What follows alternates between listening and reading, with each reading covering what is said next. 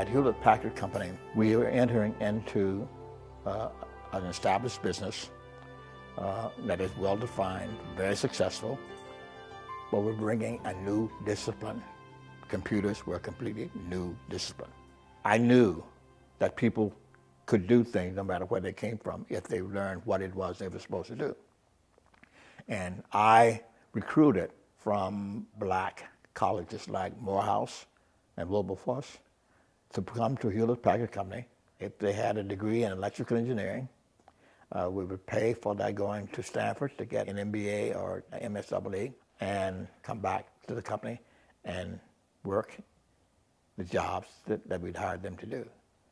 I found it very desirable to talk with and meet young people who had not been exposed to the kind of business that Hewlett-Packard, for example, was doing.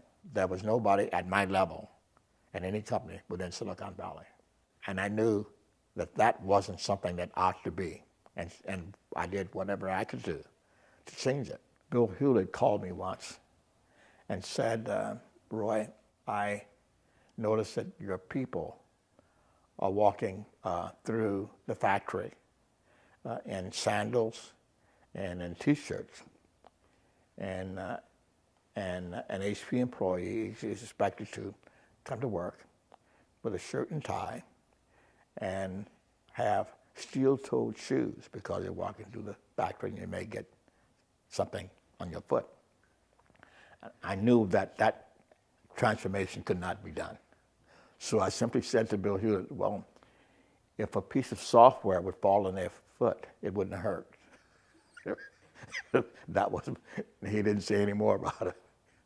The city of Palo Alto was incorporated in 1894.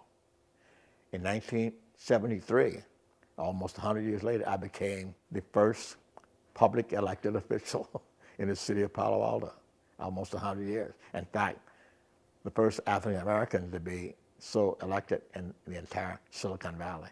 But I did that by doing things that I thought made sense. One characteristic of entrepreneurship is that on the one hand, they must be so confident that what they're doing is the right thing to do, that they're not likely to change with the advent of a problem.